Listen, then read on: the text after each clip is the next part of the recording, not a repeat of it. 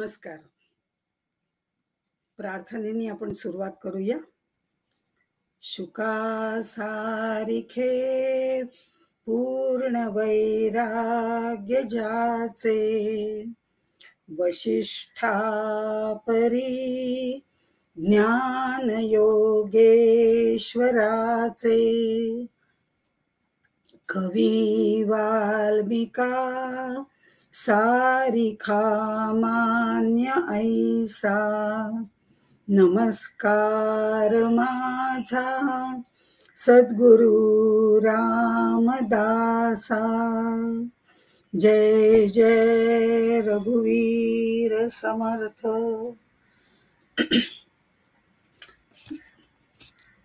मन हेची राम जनी मेघ श्याम, देही आत्मा राम पाहे डोळा, पाहुनिया डोळा स्वरूपी मुरावे, वाचेसी असावे राम नाम.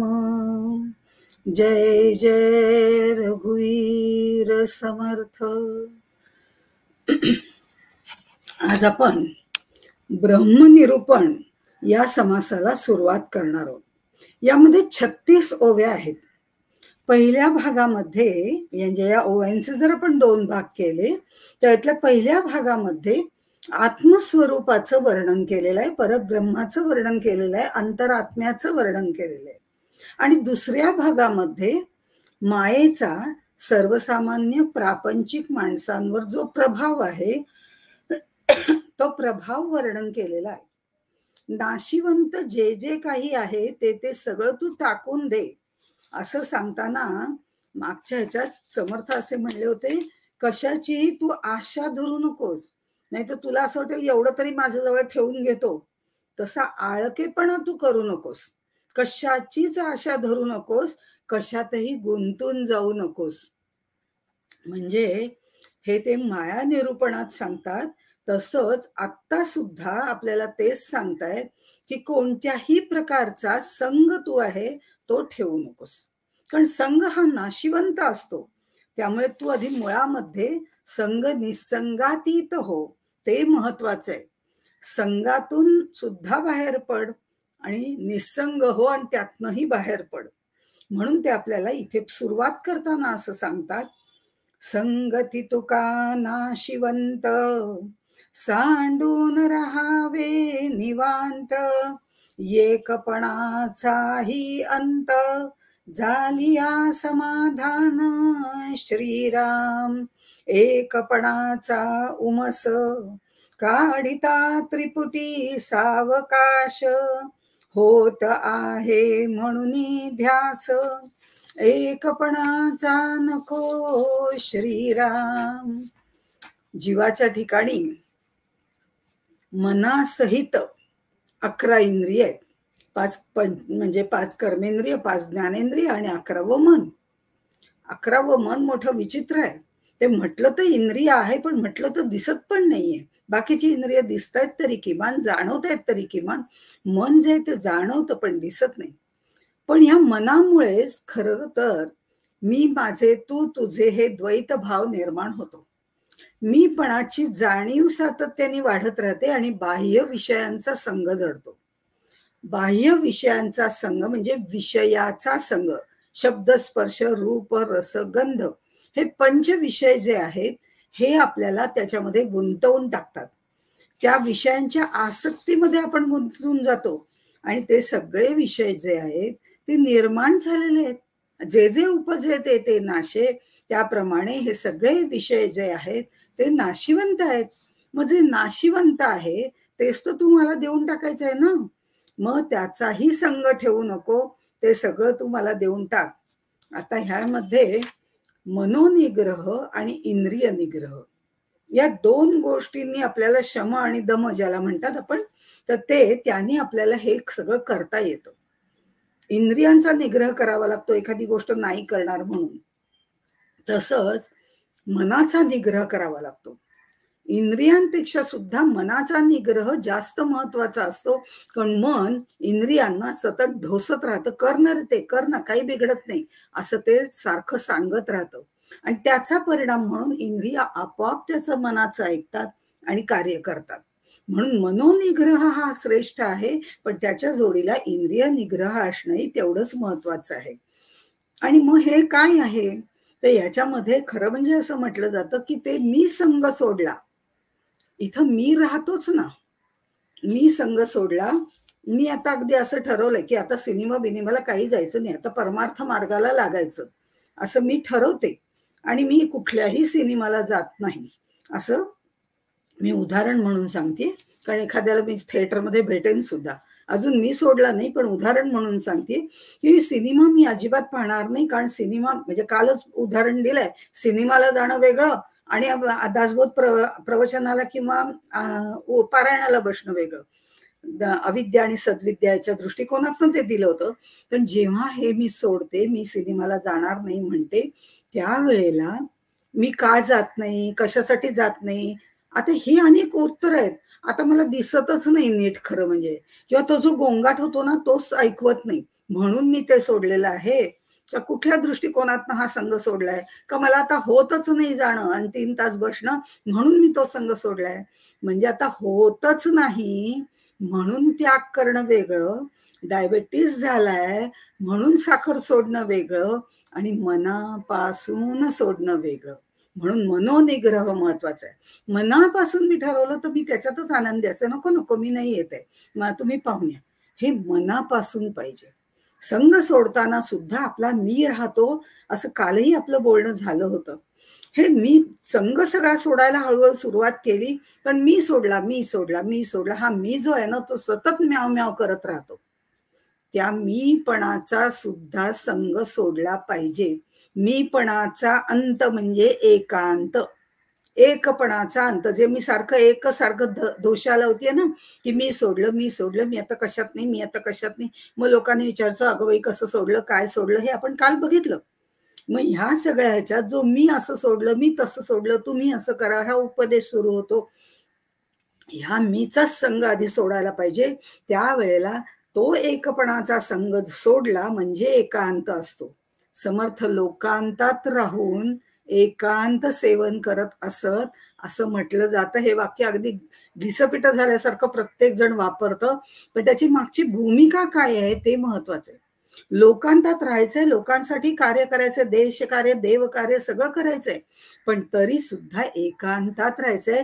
मीचा संघ सोडून राहायचंय. मी करणारा, मी बोलणारा, मी राम इच्छा, राम आम्हाला देतो, या पद्धतीने सगळं चाललेलं असतं. तिथे मीचा सुद्धा अंत झालेला असतो. ते निसंगत्व आहे. ही पुढची पायरी आहे. इथे लोकेशणा, वित्तेषणा, दारेषणा सगळ्याचा त्याग येतो. कारण कोणत्याही गोष्टीमध्ये त्रिपुटी येते. आता ही त्रिपुटी म्हणजे मी संघ सोडला, याच्यात सुद्धा मी आहे करता. कोणी सोडलं, मी सोडलं. काय सोडलं, संघ सोडला. सोडला हे क्रियापद, म्हणजे हे कर्ता कर्म क्रियापद सगळं आलं की त्रिपुटी येते. आता मी संघ सोडला म्हणजे कर्ता आला, त्यातला अहंकार आला, माझी कार्य, माझं कार्य ते, ती आसक्ती आली, ती आसक्ती सोडणारा मी आला, सोडण्याची क्रिया करणारा मी आला, सगळ्यात मी आहे ना. हा जो मीपणाचा ध्यास आहे ना तो सोडायचा आहे. मीपणाचा या एकपणाचा ध्यास, म्हणून ध्यास एकपणाचा नको, तो सोडायचा आहे म्हणजे एकांत असं म्हटलं जातं. ही मानसिक स्थिती निर्माण ज्या वेळेला होते हे सगळं सोडल्याची, तेव्हा लोकांतात राहून एकांत सेवन करता येतो, तोपर्यंत. मग त्यावेळेला कशी स्थिती असते, मना भासले सर्व काही पहावे. मना भासले, कारण हे भ्रमयुक्त दुनिया आहे, माया आहे, मिथ्या आहे. मना भासले सर्व काही पहावे, जे जे घडतंय ते सगळं पाहावं, त्याचा आस्वाद घ्यावा. परिसंग सोडून सुखी राहावे. पण या संघामध्ये अडकायचं नाहीये, आसक्तीत राहायचं नाही. वैराग्याचा सुद्धा अहंकार आहे, पण अहंकारयुक्त वैराग्य उपयोगाचं नाही, कारण वैराग्याचाही अहंकार निर्माण होऊ नये ही उत्तम सूचना समर्थांनी दिली. मला वैराग्य आलं, मला वैराग्य आलंय, हे काही खरं वैराग्य नसतं. हे हेकांडपिस वैराग्य आहे. त्यामुळे हे सुद्धा सोडायला पाहिजे. वैराग्याचा अहंकार सुद्धा सोडायला पाहिजे, ही सूचना समर्थ यातनं देतात. हा सगळा त्याग केला, संग निसंगातीत झालं की ब्रह्म प्राप्त होतं. आता ब्रह्म प्राप्त झाल्यानंतर सुद्धा मी ब्रह्म आहे ही जाणीव राहते. म्हणजे ती जाणीव सुद्धा नाहीशी होणं महत्वाचं आहे. त्याच्या पुढे स्वस्वरूप आहे, तोपर्यंत नाही. मी ब्रह्म आहे, अहम ब्रह्मास्मी. कारण सद्गुरूंनी सांगितलंय तत्वम असी, तूच आहेस तो. आता मला कळायला लागलं की मीच ब्रह्म आहे. मग अहम ब्रह्मास्मी, अहम ब्रह्मास्मी असं मी जेव्हा म्हणते तेव्हा अहम असतोच ना संस्कृतमध्ये, म्हणजे मी असतोच ना. म्हणजे मीचा त्याग तिथे सुद्धा होत नाही जोपर्यंत आपण म्हणतो की अहम ब्रह्मास्मी, तोपर्यंत नाही. ती जाणीव जी अहमची आहे ती सुद्धा पूर्णपणे नाहीशी व्हायला पाहिजे, ते महत्वाचं आहे. ही जाणीव नाहीशी होणं हे स्वस्वरूपापर्यंत पोचणं आहे. त्या जाणीवेचा त्याग, अनुभूतीचा त्याग म्हणजे निसंग होणं, संग निसंगातीत होणं. आणि हे कुठे थांबवता येईल? उमस म्हणजे उगम, आवेग. त्याचं जिथे उगम सुरुवात होते ना, अहमचा उगम जिथे सुरुवात होतो ना, तो आवेगच त्याचा तिथे उगमापाशीच थांबवता आला पाहिजे.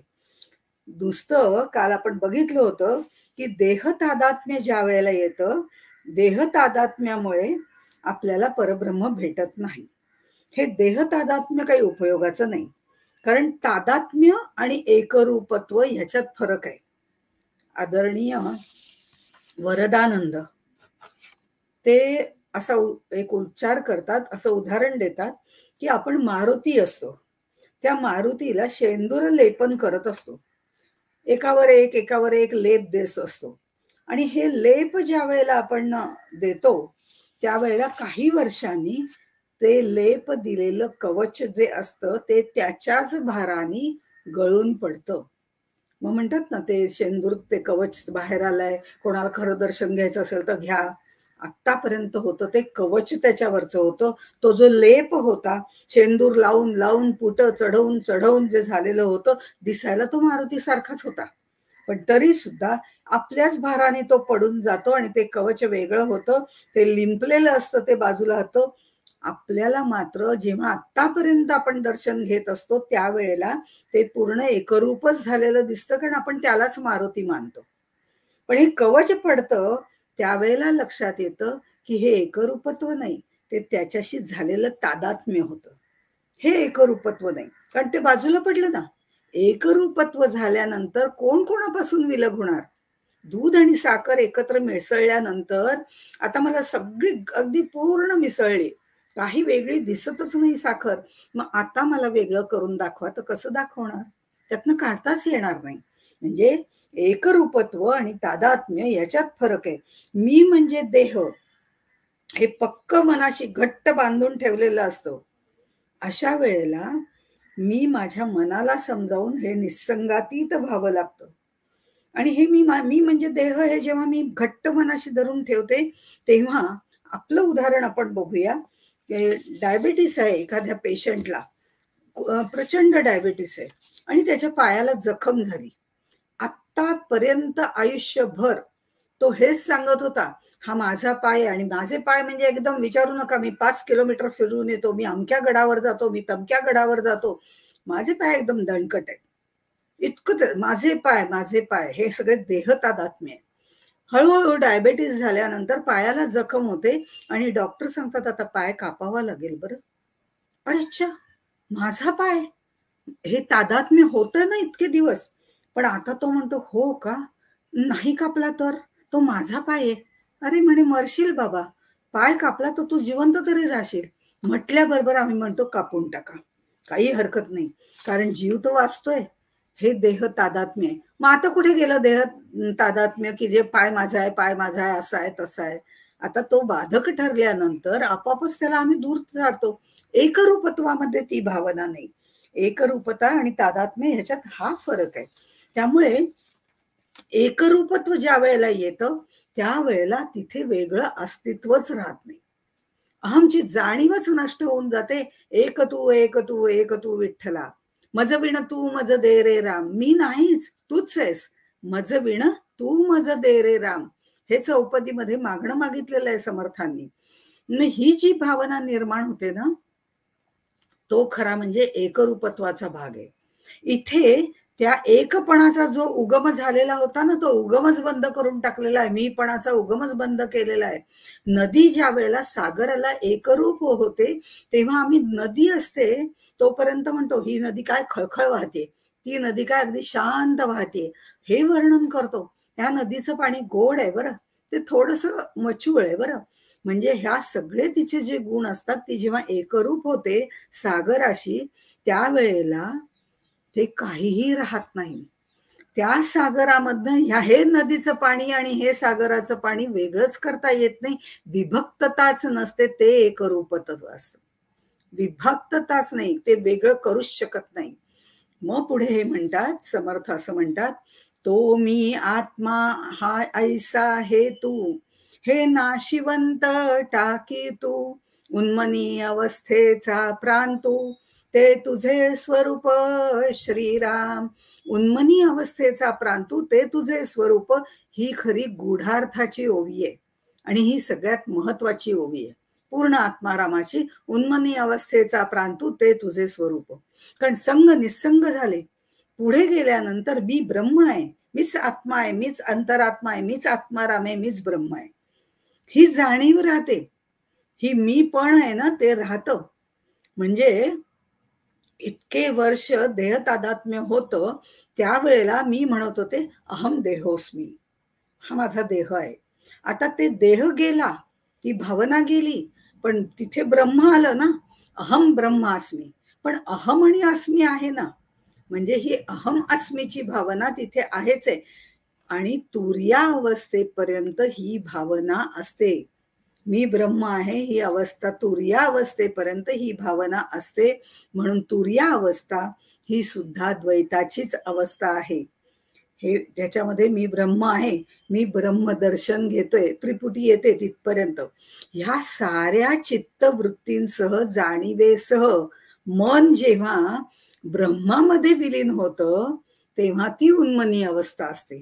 ते एकरूपच होऊन जातं. ती उन्मनी अवस्था आहे, मनाची ऊर्ध्व गती आहे.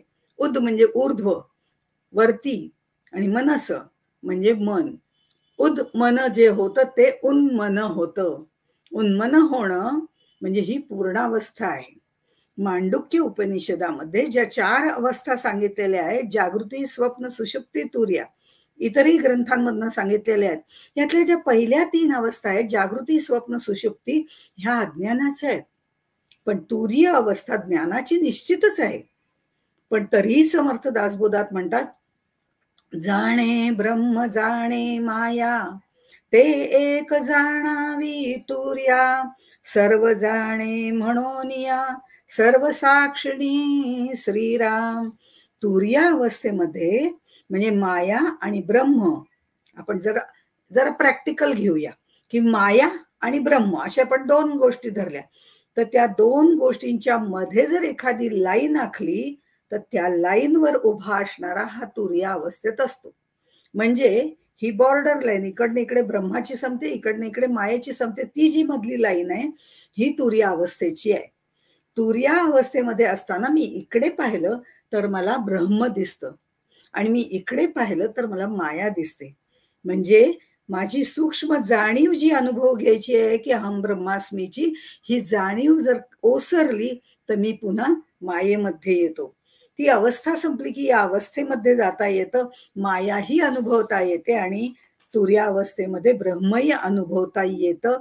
पण तिथे त्रिपुटी असते, मी ब्रह्म अनुभवलं, दर्शन घेतलं, हे म्हणजे. म्हणून ती सर्वसाक्षिणी अवस्था तुर्या असं म्हटलेलं आहे. आणि असंही पुढे अद्वैत तत्वज्ञानामध्ये सांगितलेलं आहे, ज्ञान म्हणजे अद्वैत, तुर्या म्हणजे प्रत्यक्ष द्वैत. द्वैत आहे तुर्येमध्ये. तुर्येची परिपक्वता म्हणजे उन्मनी आहे, मनाचं उन्मन होणं. 3 शब्दांचं एक वाक्य असलं तरी त्याची प्रोसेस खूप मोठी आहे. ते म्हणजेच पाहावे आपण असे आपण. पण ह्याला उन्मनीला 5वी अवस्था म्हणत नाही. तुर्या अवस्थेचा परमोच्च बिंदू असं त्याला म्हटलं जातं. त्याच्यामध्ये सविकल्प, निर्विकल्प समाधी वगैरे या गोष्टी येतात. ऐसा जो अनुभव आला तोही नाशिवंतामध्ये आला. म्हणजे तुरीय अवस्थेचा अनुभव जो येतो तोही नाशिवंतच असतो, कारण ती द्वैताची अवस्था आहे. द्वैतामध्ये एकरूपता नाही. आणि अहमची सूक्ष्म भावना, जाणीव हे सुद्धा नाशिवंतच आहे. म्हणून मला ब्रह्मज्ञान झालं, मला ब्रह्मज्ञान झालं असं म्हणणाऱ्याला ब्रह्मज्ञान झालेलं नसतं. हा अनुभव आपल्याला संत सांगतात. आता उदाहरण जर घ्यायचं झालं, मला अनुभव घ्यायचाय, मला त्याच्याशी तादात्म्य पावायचंय, मला त्याच्याशी एकरूपत्व घ्यायचंय, पण नाही होत. पंढरपूरला विठ्ठलाचं दर्शन घ्यायला मी गेले. काय विचारू नका, अप्रतिम सगळं दर्शन घेणं वगैरे प्रकार येतो. आणि त्यावेळेला मी पंढरपूरला गेल्यानंतर मी इतके काही फोटो काढते, सेल्फी काढते, काय विचारूच नका. देवाचं दर्शन घेतलं, फोटो. चंद्रभागेत स्नान, फोटो. पायरीवर डोकं ठेवलं, फोटो. अहो ज्याच्याशी म्हणजे अगदी प्रत्येक तुळस डोक्यावर घेतली, वारकऱ्यांबरोबर नाचले, काय सांगू नका. फोटोची नुसती लाईन झाली, अख्खा मोबाईल भरला त्यांनी. पण ह्या सगळ्या ह्याच्यामध्ये ज्याचं दर्शन मला घ्यायचं होतं, त्याचं दर्शन घेताना मी माझा फोटो काढते, मी त्याच्याशी एकरूप कशी होईल? ज्या परमार्थामध्ये ज्याचा अनुभव घ्यायचा त्याच्याशी एकरूप व्हावं लागतं. पण इथे मात्र मी त्या पंढरपुराचं परब्रह्म स्वरूपाचं दर्शन घ्यायला गेले आणि त्याच्यात फोटो काढत बसले आणि देहबुद्धीच्या खोट्या मी बरोबर राहिले. त्यामुळे त्याचा काहीच उपयोग नाही. तिथे एकरूपता येणं शक्य नाही. पण उन्मनी अवस्थेचा प्रांतू ते तुझे स्वरूप, हे द्वैत गेल्याशिवाय, ह्या देहबुद्धीच्या खोट्या मीला सोडल्याशिवाय आतला मी कळत नाही, खरा मी कळत नाही. आणि जोपर्यंत खरा मी कळायला लागतो, अहम ब्रह्मास्मी कळायला लागतं, तेव्हा या सगळ्या गोष्टी कमी होतात. पण तरी सुद्धा मला ब्रह्मज्ञान झालं याचाही एक अभिमान राहतो, अहम अस्मी असल्यामुळे. आता हे द्वैत गेलं, त्रिपुटी गेली आणि मग मात्र एकरूपता येते. ते उन्मनी अवस्थेचा प्रांतू आहे. साधक त्या ब्रह्मात विलीनच होऊन जातो, एकरूप होऊन जातो. त्या अवस्थेला नाशिवंत म्हणता येत नाही. तेवढं सोडून बाकीचं सगळं अहम ब्रह्मास्मी पर्यंतच सगळं नाशिवंतामध्ये येतं. ते नाशिवंत सगळं तू मला दे. बघा, समर्थांनी पहिल्यांदा इतकं सोपं म्हटलं, जे जे नाशिवंत आहे ना, जे जे तुझ्या बरोबर येणार नाही ना, ते ते मला दे. हा म्हणला, दिलं की. इतकं का ते सोपं आहे? ह्या सगळ्या अवस्थेला नाशिवंत म्हटलं जातं. पण उन्मनी अवस्थेचा जो प्रांत आहे तिथे नाशिवंत नाही, ती शाश्वत स्थिती आहे. आणि उन्मनी अवस्थेच्या भागामध्ये त्याग अपेक्षित नाही. गाढ झोपेचं एक विलक्षण सुख, ती गाढ झोप मला लागते. गाढ झोपेमध्ये, सुषुप्ती अवस्थेमध्ये मी असं म्हणते का, की अरे बोलू नका रे जरा, मला ना गाढ झोप लागली. मी बोलू नका रे जरा, मला गाढ झोप लागली, ह्याचा अर्थच मला गाढ झोप लागलेली नाही, कारण मला त्यांचं बोलणं ऐकू येत आहे. पण गाढ झोप खरोखरीच जेव्हा लागते, तेव्हा मला गाढ झोप लागली हे सांगायला मीच उरत नाही. हे आपलं व्यवहारातलं उदाहरण आहे. अर्थात ही अज्ञानाची अवस्था आहे आणि उन्मनी अवस्था ही ज्ञानाची अवस्था आहे.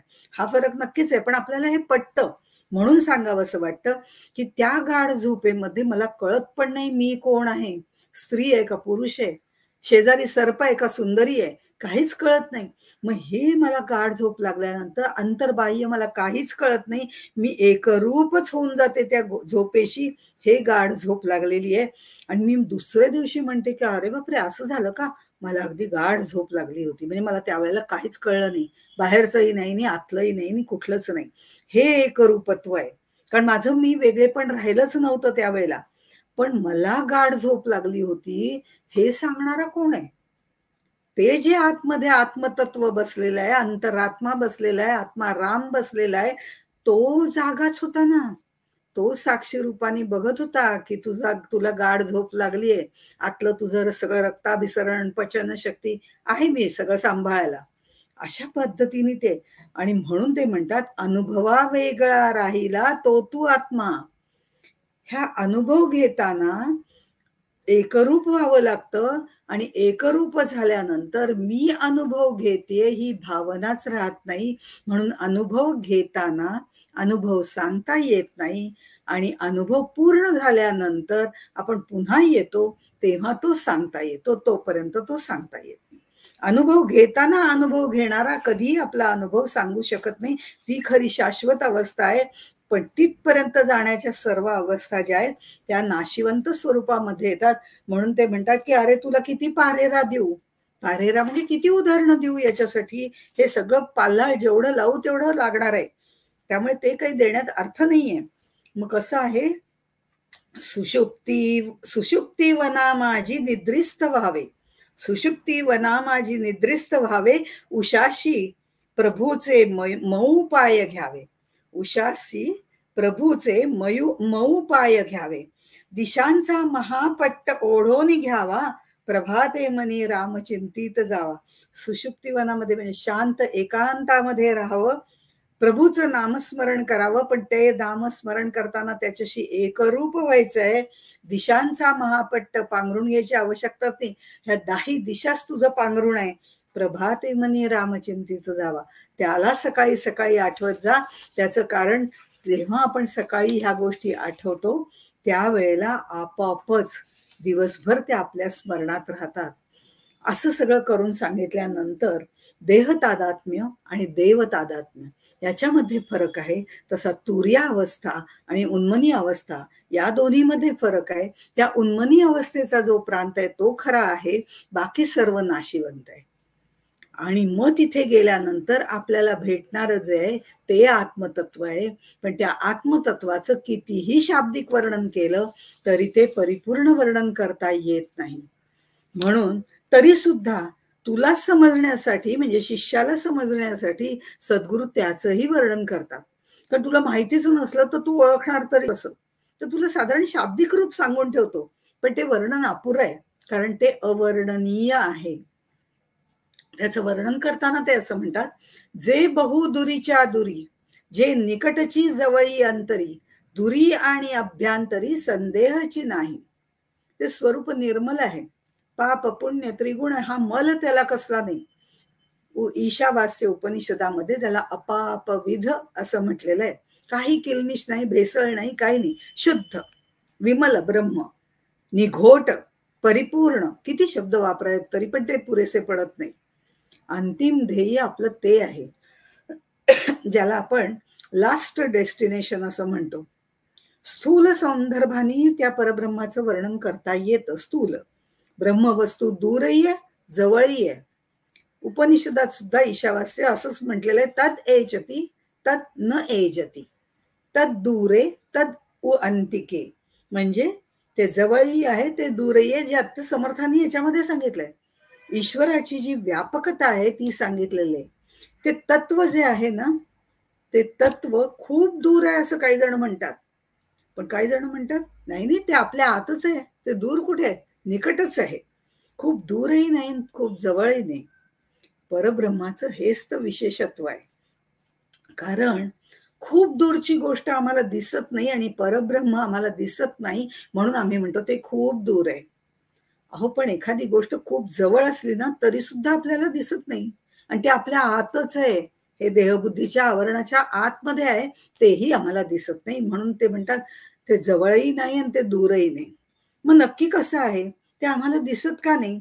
एका फकीराने हाच प्रश्न एका साधूला विचारला होता. तुम्ही ते काय ब्रह्म वगैरे म्हणता ना, ते तर दिसत नाही म्हणतात, आणि तुम्ही तर सांगता ते आमच्याच मध्ये, आमच्याच मध्ये, कुठे दिसतंय, तुम्हाला तरी दिसतंय का?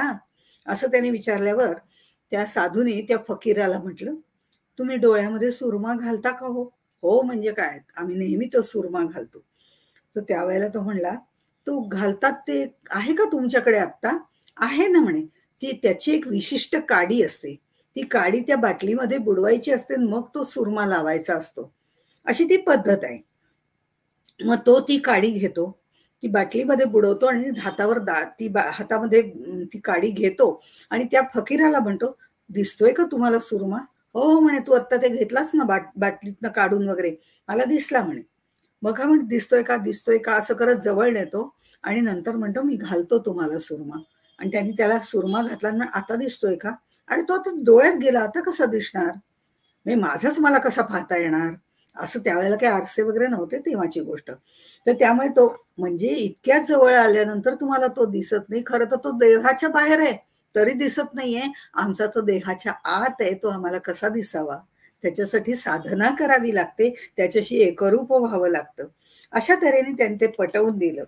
माणसाला ठराविक अंतरावरच्या गोष्टी दिसतात. खूप दूरच्याही दिसत नाहीत, पण खूप जवळच्या सुद्धा दिसत नाहीत बरं का. म्हणजे मी आणि माझी मैत्रीण आम्ही दोघी गप्पा मारत बसलो. खूप दिवसांनी भेटलो होतो आणि खूप दिवसांनी भेटल्यावर जे गप्पा मारत असतो ना, तेव्हा माझा नातू मला काहीतरी सांगत होता सारखा. "आजी अगं चित्र काढलंय, बघ ना आजी अगं चित्र काढलंय." माझं काही लक्षच नव्हतं त्याच्याकडे. आणि मग त्यावेळेला तो येतो, कारण त्याला राग येतो आजी आपलं बघत नाही म्हणून. मग तो येतो रागावून आणि ते कागद जो असतो तो माझ्या असं अगदी डोळ्याजवळ धरतो. मग माझ्या लक्षात येतं की ह्याचं चित्र पाहायचं होतं. मी त्याला तसंच म्हणते, "अरे वाह! वाह! वाह! छान काढलंय की." पण ते इतकं माझ्या जवळ धरल्यानंतर मला तेही दिसत नाही. खूप जवळ असलं तरी आपल्याला दिसत नाही. म्हणून ज्ञानी माणसाला ते ब्रह्म जवळचं आहे असं वाटतं, कारण त्याला प्रत्येकात चैतन्याचा आविष्कार दिसतो. पण अज्ञानी माणूस ज्याने देहबुद्धी घेतलेली आहे, त्याला ते जवळ असलं काय आणि दूर असलं काय ते दिसतच नाही. म्हणून ज्ञानी माणसाला नामरूपातली विविधता आहे, त्याच्या मागचं तत्व दिसतं. पण अज्ञानी माणसाला ते नामरूपच दिसतं. ज्ञानी माणूस म्हणतो, "जिकडे पाहावे तिकडे नीट सन्मुखची आहे." अहो, कुठेही काहीही पाहतोच आहे. कारण ते ब्रह्म दूर जरी असलं तरी दिसतंय, जवळ असलं तरी दिसतंय. कारण ते स्वरूप जे आहे ते कष्टसाध्य आहे. ते प्रयत्न करून प्राप्त करून घ्यावं लागतं. ती अवस्था प्राप्त करणं सोपं नाहीये. ज्यांना ते अवघड वाटतं ते म्हणतात ते दुरी आहे आणि ज्यांनी ती अवस्था प्राप्त केलेली आहे ते म्हणतात जवळ आहे. उन्मनी अवस्था म्हणजे मागे उभा मंगेश, पुढे उभा मंगेश असं म्हटलं जातं. पण हा मंगेश मागे ये, पुढे ये, पण आम्हाला कुठे दिसतोय? आम्हाला त्याची मूर्ती दिसते, आम्हाला त्याचा फोटो दिसतोय. म्हणजे नामरूपामध्ये आम्ही गुंतलेलो आहोत म्हणून आम्हाला ते दूर आहे. ही उन्मनी अवस्था जी आहे ना, ती मनाची परिपूर्ण अवस्था आहे. त्यामुळे प्रत्येकाच्या अंतर्यामी ती आहे. ही अवस्था कठीण आहे, म्हणून ती दूर आहे. ती साधणं कठीण आहे, म्हणून ती दूर आहे. अशा पद्धतीने सांगितलं जातं.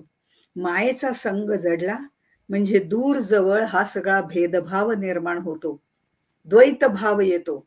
पण परब्रह्माचा संग जडला तर द्वैत भाव विरून जातो. सद्गुरु कृपेने जीव भाव शिव भावात मिसळून जातो आणि भेद संदेह दूर होऊन जातात.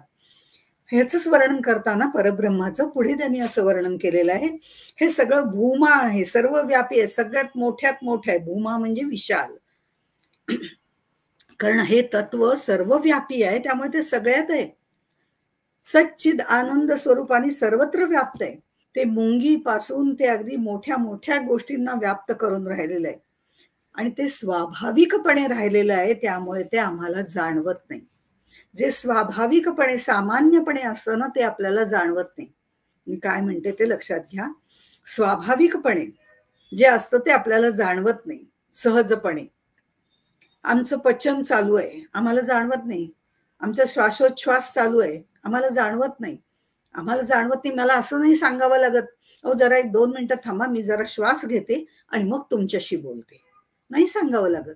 मी खाऊन उठलेली आहे, आता मी बोलायला सुरुवात केली. मला असं नाही सांगावं लागत, की "जरा थांबा, माझं पचन थोडंसं असं होऊ दे." ते थोडं झालं की थोडं बोलते, पुन्हा पचन होईल. ते आपोआपच घडत राहतं. मला त्याची जाणीवही नसते, की मी श्वास घेतेय, बोलताना सुद्धा श्वास घेतेय, माझं पचन चालू आहे. सगळ्या गोष्टी नैसर्गिकरित्या होत असतात, त्या स्वाभाविक असतात आणि त्याची जाणीव आपल्याला नसते. हा निसर्ग नियम आहे आणि तसंच आत्म्याचं झालेलं आहे. तो आतमध्ये राहून सगळी कार्य करतोय, आम्हाला ते जाणवतच नाही, की तोच आमचं कार्य करतोय. या मायेतनं बाहेर पडू तेव्हा त्याचं आम्हाला ज्ञान होतं. तोपर्यंत आम्हाला मिस करते असं वाटतं आणि कर्तृत्व, भोक्तृत्व मीच घेते. पण जेव्हा ज्ञान होतं त्यावेळेला या प्राप्ताची, अंतरात्म्याची प्राप्ती होते. जो खरं म्हणजे प्राप्तच असतो, तो असतोच आमच्यात. पण त्याची जाणीव होते, त्याची प्राप्ती होते, ती महत्वाची आहे.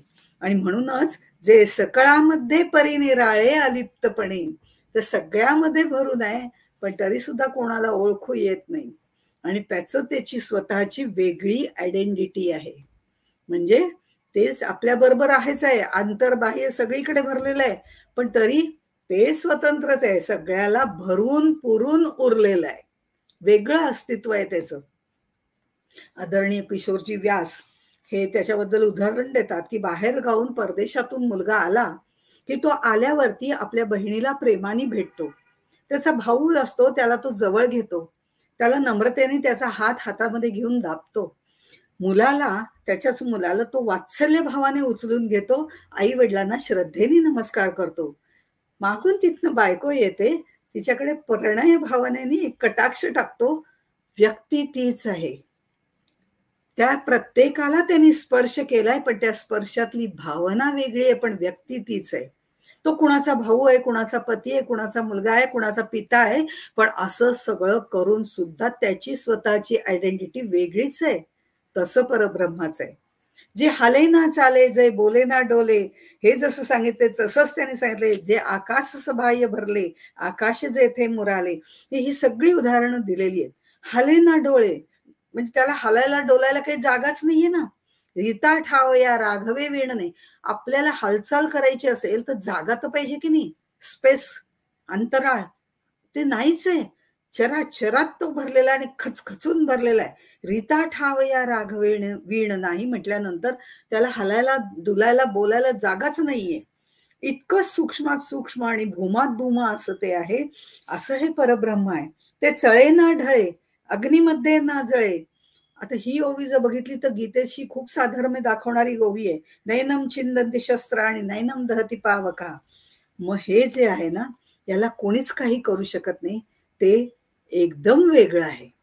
म्हणजे याला कोणी जाळू शकत नाही, याला कोणी तोडू शकत नाही. तोडायला आकार असायला पाहिजे, जाळायला ती वस्तू उचलता आली पाहिजे किंवा दिसली तर पाहिजे.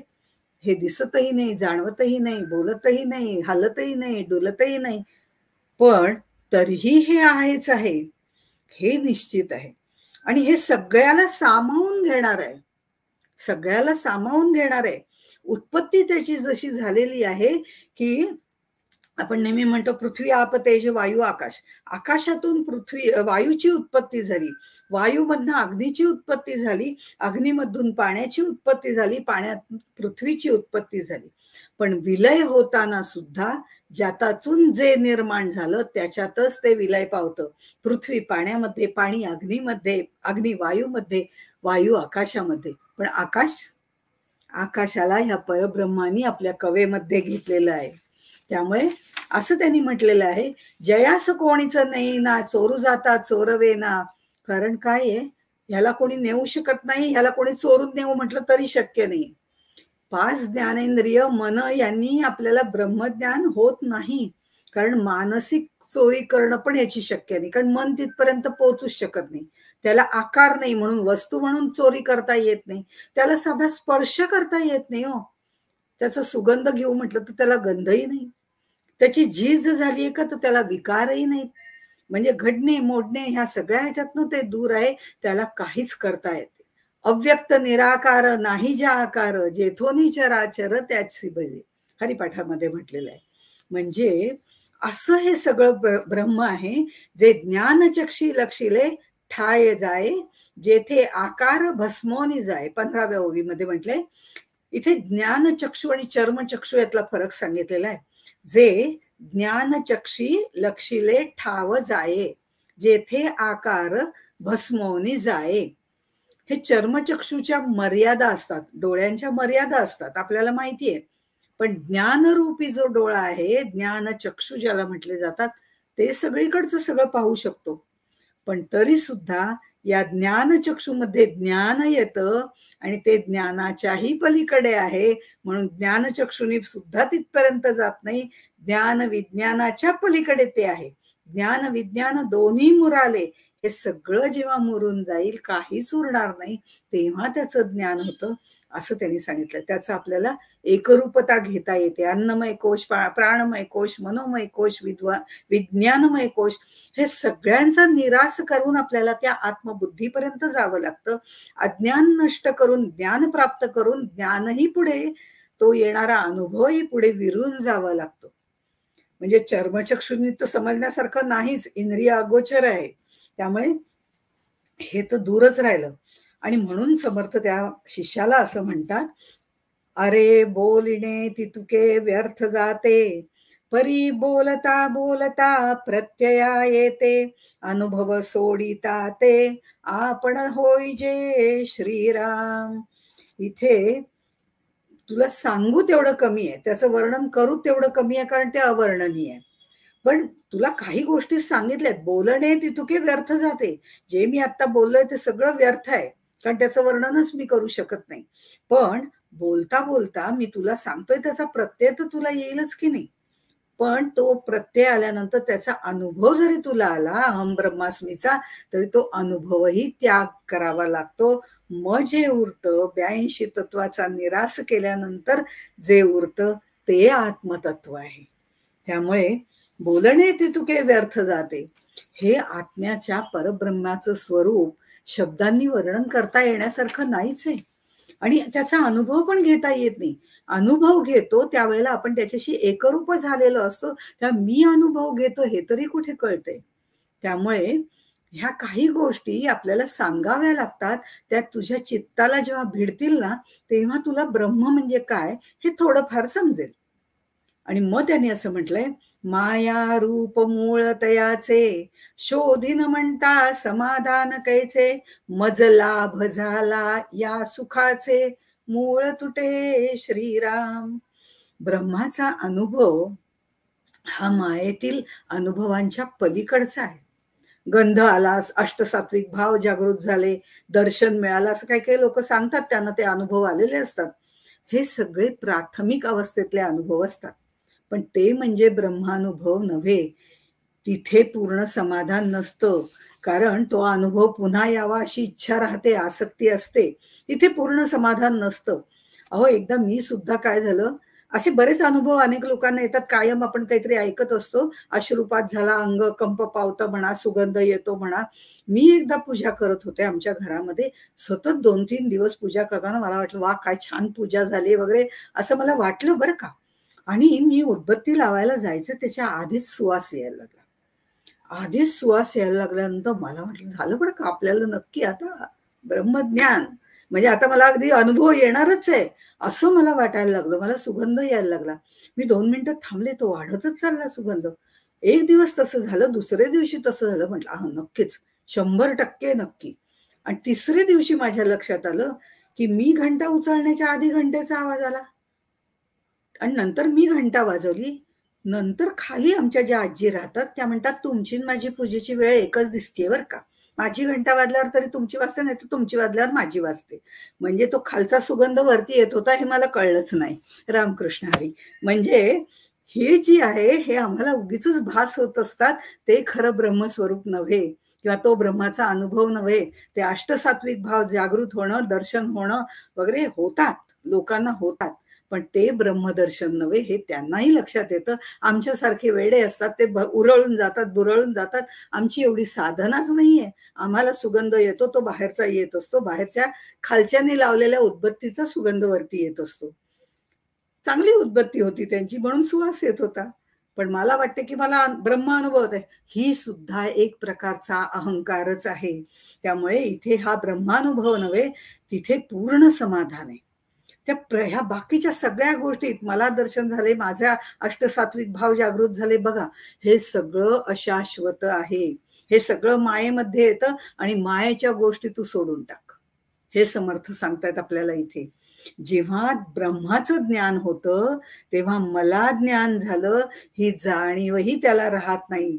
मला लाभ झाला असंही तो म्हणत नाही, कारण ते म्हणायला त्याच्यातला मी शिल्लकच राहत नाही. अहम ब्रह्मास्मीचा हा गाथा आला देह बुद्धीच्या माथा, देह बुद्धीने परमार्था, क्वान कोंडे के जे होई जे श्रीराम. अहम ब्रह्मास्मी म्हणण्याची वेळ का आली? कारण आम्ही आत्तापर्यंत अहम जीवोस्मी म्हणत होतो, अहम देहोस्मी म्हणत होतो.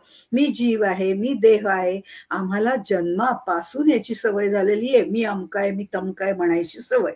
म्हणजे मी अमुक तमुक आहे अशी सुद्धा म्हणायची सवय झालेली आहे.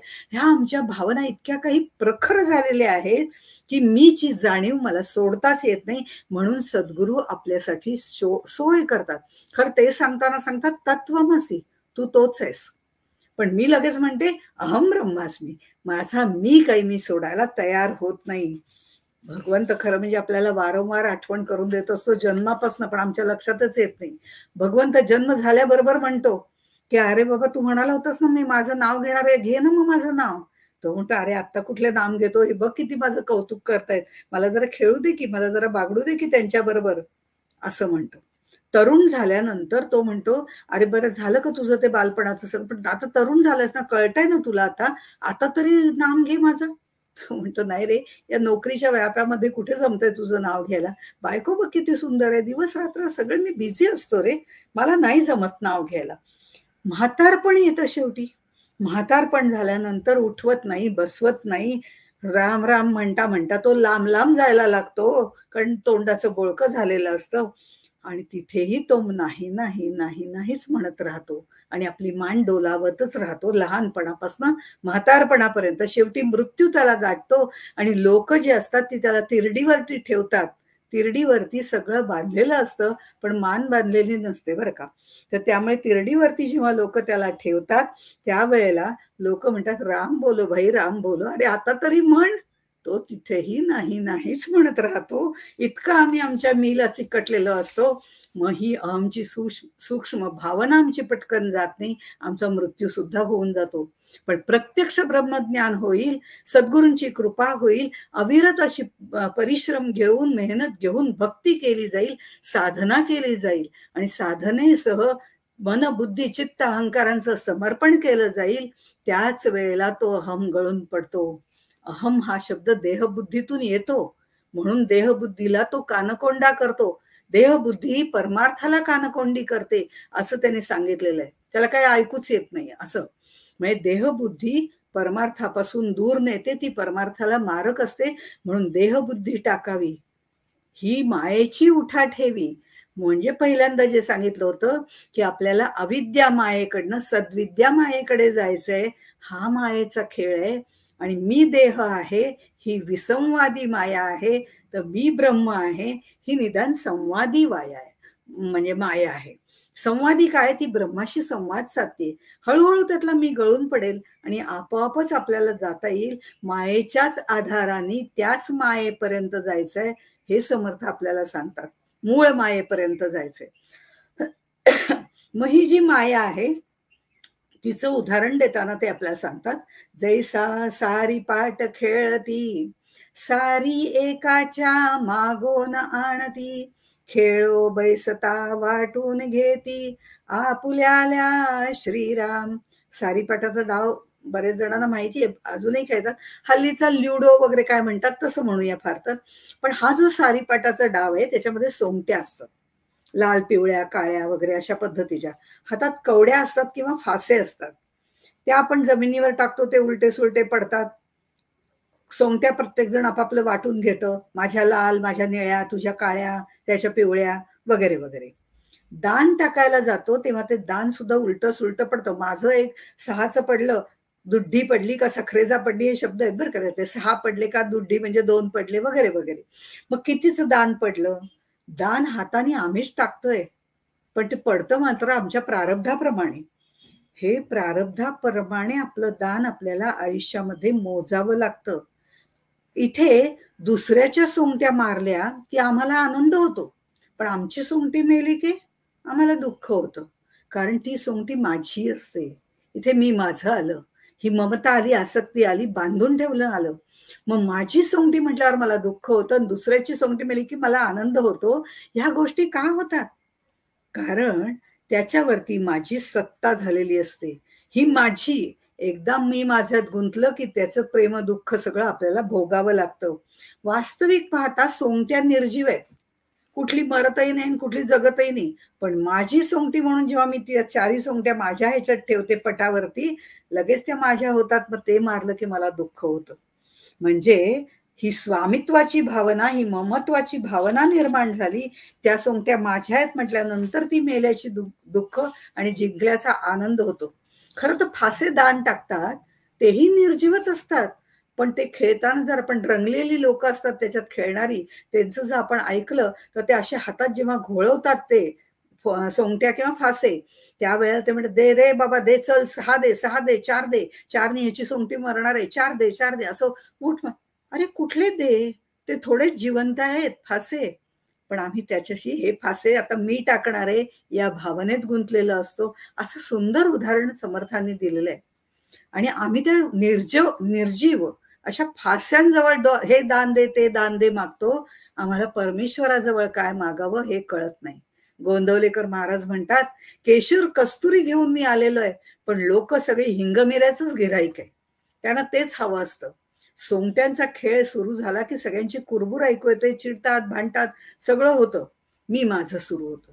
आनंदाकरता मांडलेला हा खेळ हळूहळू दुःखामध्ये निर्माण होतो, दुःखात जातो. जिंकला की आनंद, मेला की दुःख, हे सुरू होतं. आपल्या संसार प्रपंचात हेच चाललेलं असतं. देहाच्या ममत्वामुळे हे स्त्री, पुरुष, सखी, मित्र, कन्या या सोंगट्याच आहेत आणि त्यांना त्यांच्या प्रारब्धाप्रमाणे दान पडतं. पण आम्ही म्हणतो, नाही, मला चांगलाच जावई मिळाला पाहिजे, नाही, माझ्या मुलाला चांगलीच नोकरी मिळाली. अरे त्याचं ज्ञान त्याच्या प्रारब्धाप्रमाणे आणि तुझ्या भोगाप्रमाणे त्याचा तुझे संबंध आहेत, हे आमच्या लक्षातच येत नाही. हे सगळ्या गोष्टी समर्थांनी इथे सांगितलेत. ते माया तोडिता अधिक जडे, म्हणून धरती वेडे, असंही पुढे ते म्हणतात. म्हणजे खरं म्हटलं तर तिचं मर्म जाणून घ्यायला पाहिजे. तिचा त्यागही करायचा नाही. मला मायात त्याग करायचं तर ते अजिबात तिचा त्याग करता येत नाही. पण तेही दडपण नको की मला मायेचा त्याग करायचाय आणि मला तिच्यात गुंतायचंय असंही म्हणायचं कारण नाही. त्याच्यामध्ये सहजपणा येऊ दे. तिचं एकदा तुम्हाला मर्म जाणलं ना की सोडून द्यायचं पण तुम्हाला समजतं आणि काय धरून ठेवायचं हेही समजतं, काय सोडायचं काय धरायचं हे समजतं. म्हणजे मेक इट सिम्पल. सगळ्या गोष्टी सहजतेने घ्यायला पाहिजेत. आपण ते कृत्रिम रीतीने करत बसतो, एवढा जप, एवढा अनुष्ठान झालंच पाहिजे, मग लक्षच तिकडे नसतं तर त्याचा काय उपयोग आहे. तसंच त्यांनी एक चक्रव्यूहाचं उदाहरण दिलंय, तेही थोडंसं आपण बघूया. महाभारत, जैसे चक्रव्यूहीचे उगवणे, बाहेर येऊन आत जाणे, अशी ती ओवी आहे 29वी.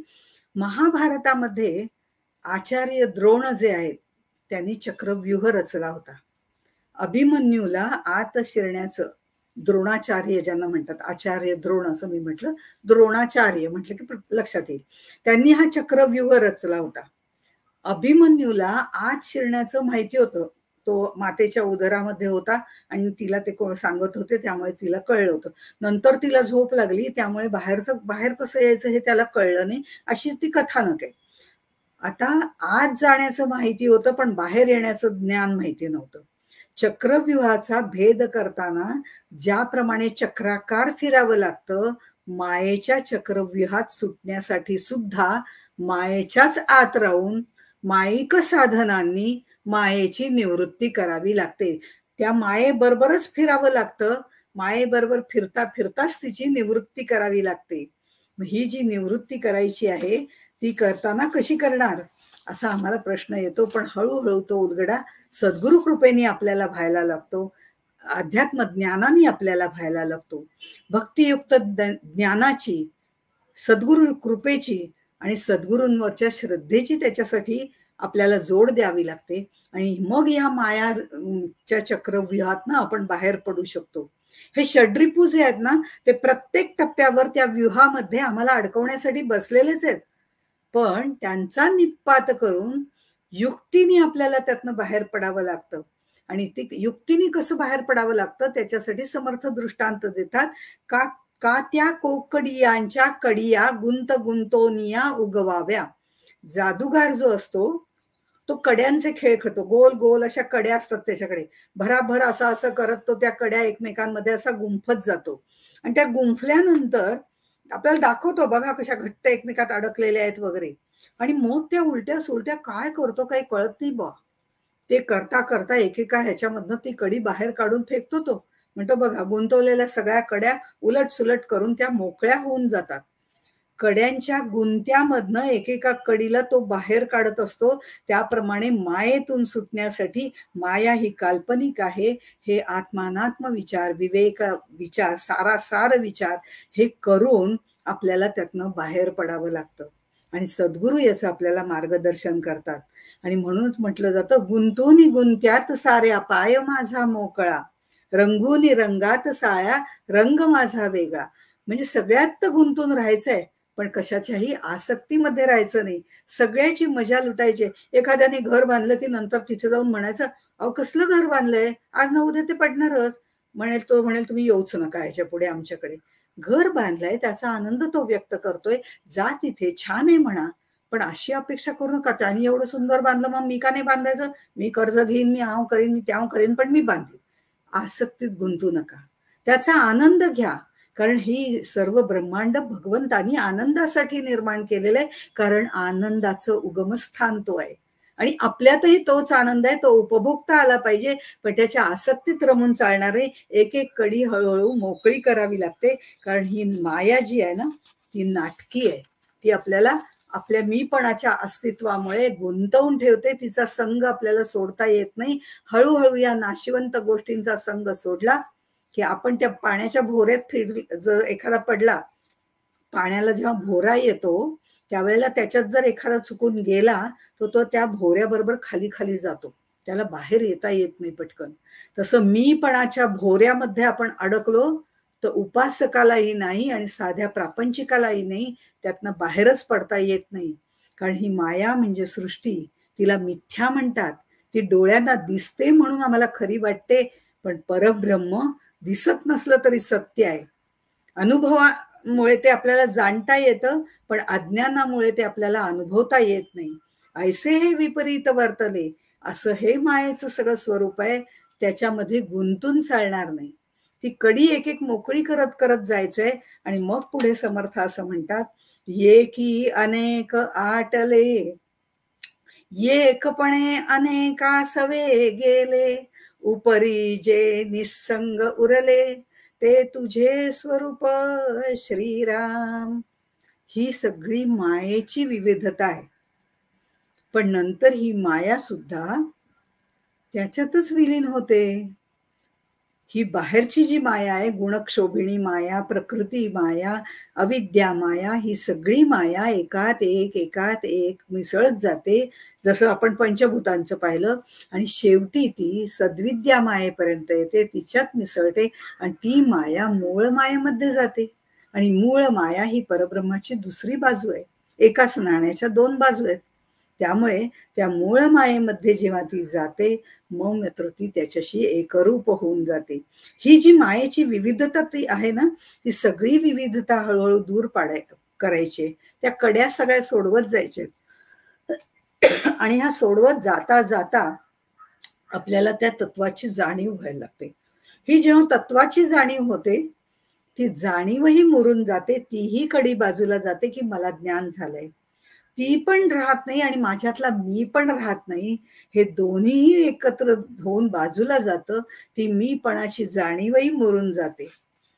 आणि मग तिथे कशाला अस्तित्वच राहत नाही आपल्याला. नदी सागराशी मिळाली, कुठलाच गुण नाही, भाव नाही, काही नाही. त्याच्याशी एकरूप झाल्यावर तेच होऊन जातं. आणि तो एकोहम बहुश्याम वाला जो आहे, तो एकटा जो आहे, ते बहुभावे त्याला वाटतं ती माया आहे. पण ते जे मूळ स्वरूप आहे, तिथे आम्ही एकरूप होऊन जातो. तिथे दोन नाही, एकच आहे. आणि मग त्या आमच्या एकपणाचा विलय झाला. आम्ही एका अंतात गेलो, म्हणजे एकाचाही अंत आम्ही केला. ते आपण ह्याच्या आधी बघितलं. तर तो एकाचाही अंत केल्यानंतर आपोआपच आम्ही त्याच्याशी एकरूप होतो. म्हणजे त्यावेळेला ती एकरूपत्व जे आहे, तिथे आमचं आम्हाला अस्तित्वच राहत नाही. उरतं ते फक्त निस्संग आत्मस्वरूप उरतं. आपलं आत्मस्वरूप कळणं आणि पहावे आपणासी आपण, ह्या खोटा मी तर मायेचा केव्हाच निघून जातो. आतला जो खरा मी आहे त्याचं मला दर्शन होतं. नुसतंच दर्शन होत नाही, मी त्याच्याशी एकरूप होऊन जाते. आणि एकरूप होऊन गेल्यानंतर तो आणि मी वेगळे कुठे राहतो. माझं अस्तित्वच राहत नाही. आणि मग ते अस्तित्वच राहत नाही म्हणजेच उन्मनीचे स्वरूप ते तुझे रूप, उन्मनीचा प्रांतू ते तुझे स्वरूप. तोच तो प्रांत आहे जिथे एकरूपत्व येतं. तो अनुभव आहे. पण तो अनुभव घेताना मी त्याच्यापासून वेगळी नसते, म्हणून मला मी अनुभव घेतलाय हेही जाणवत नाही. आणि म्हणून अनुभव घेताना जो अनुभव घेतो तो त्याच्याशी एकरूप झालेला असतो. त्याला मी अनुभव घेतोय हे त्याच्या लक्षात येत नाही, जसं सुषुप्तीमध्ये असतं.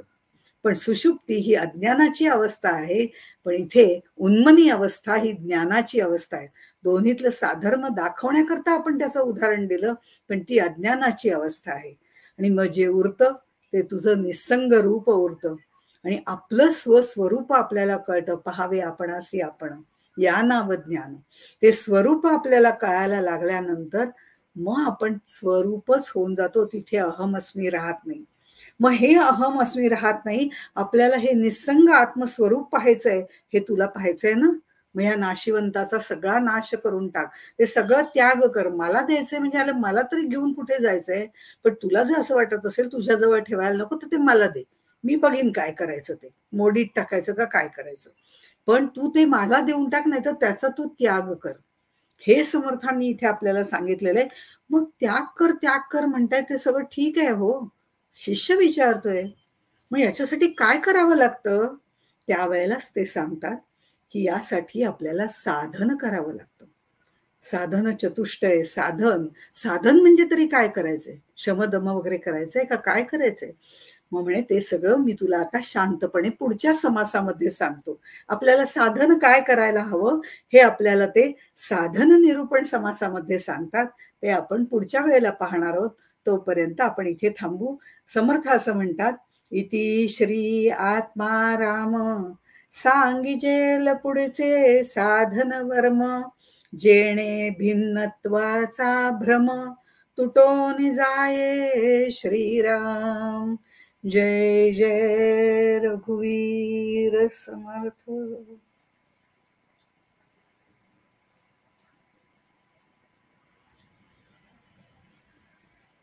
श्री राम जय राम जय